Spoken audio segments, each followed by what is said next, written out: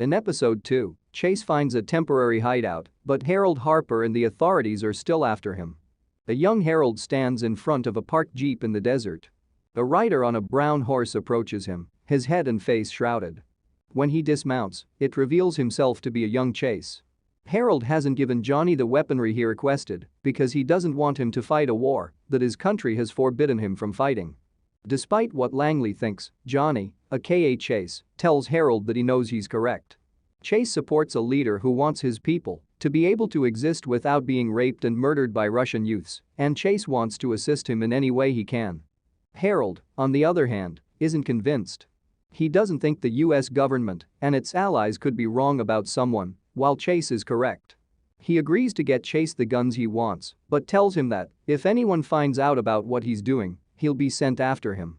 Agents are currently searching the scene of Chase's murders from the night before. Agent Waters questions Harold about why Chase didn't just leave.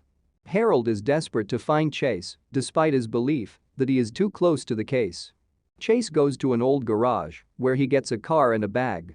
Chase sends Emily a voicemail, still shaken from his argument the night before, telling her that he's letting go of Dan Chase and everything associated with the name. He says he needs some time to sort things out, heal, and remember what it's like to be someone fresh.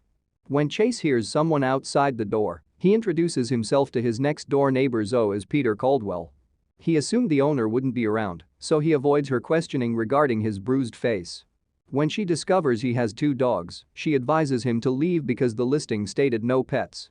Harold gets off the plane and goes to see a friend to tell him about Faraz Hamzad. Morgan Boat, a friend of Hamzad's, informs him that after Johnny, Chase, Peter, betrayed him, he dedicated himself to using his talents to seek vengeance. Boat informs Harold that he already warned him and Johnny about the ramifications of their behavior. He provides Harold his phone number and advises him to safeguard his heritage at all costs. Harold is both scared of taking the call and of Chase's story being revealed. While Chase's, car is broken down and he waits for the tow crew, he cooks a lunch for Zoe, despite her protests that it will not persuade her to reconsider the rental. She assures him he can stay if he cooks and pays 2 months' rent when the tow truck arrives. Peter sits down next to the dogs in the guest house, nursing his broken ribs.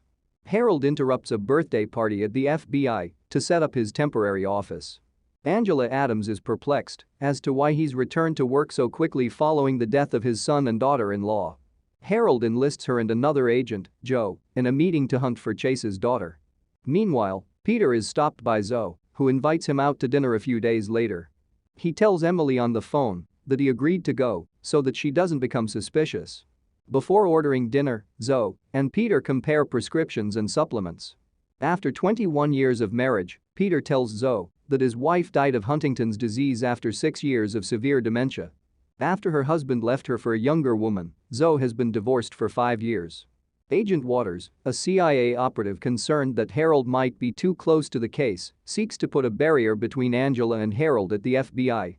He tells Angela about Faraz Hamzad, a ruthless warlord who ruled Afghanistan during the Soviet invasion. The fact that Faraz Hamzad had an unstoppable, ghost-like figure in his camp who could murder dozens of Russian targets and then vanish uninjured made him a deadly opponent.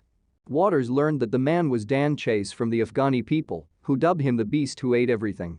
When Angela inquires about Harold, Waters explains that Harold was the chief of station in charge of CIA support in the area at the time. He speculates on what Harold may have known and asks Angela how far she believes Harold will go to keep it hidden.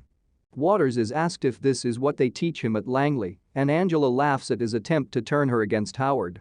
He adds that at Langley, they taught him that the individual who swears they'll never turn is usually the first to do so.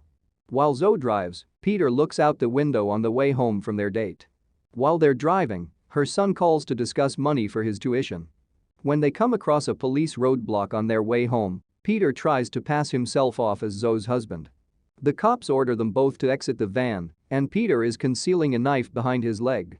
Peter cuts the throat of one cop and shoots another in front of Zoe when the cops appear to recognize him. He shoots her in the head as well as she informs him she sees him. Peter shakes himself awake and puts the knife back in his pocket as the cop gives him and Zoe permission to return home as long as he drives. Back at the house, Peter tries to refuse Zoe's invitation for coffee, but she grabs his hand and pulls him in any direction she sees fit. Harold advises Angela that she needs to go out of the FBI office that night and at least pretend she wants a normal life. She locates Chase's daughter Emily, but all records indicate that she, like Chase, committed suicide in 2003. Angela informs Harold what she learned from Agent Waters regarding Faraz Hamzat and his possible participation. Harold informs her that what is currently taking place is the conclusion of a long story about which no one knows the true details. Chase gets another dream about his wife Abby in the middle of the night. She informs him that her death was plagued by anxiety for him, that he would die alone and lonely without a companion. She wonders if she should tell Zoe the truth herself and asks if she can be there when Chase gives her the truth. Chase starts packing right away, telling the dogs that he doesn't want to injure Zoe if he stays here any longer. While packing, he hears a bottle break in the kitchen and dashes into Zoe's house.